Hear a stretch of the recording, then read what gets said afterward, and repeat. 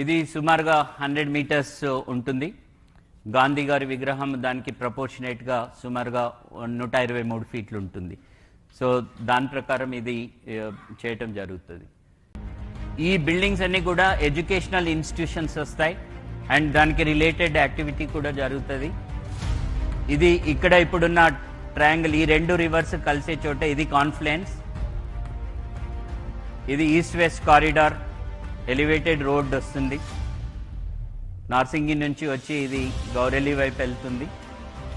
And ఇది గాంధీ గారి చెరకాలాగా తీసుకొని దీన్ని ఒక లండన్ ఐ లాంటిది ఫెరీస్ వీల్ పెట్టడం జరుగుతుంది.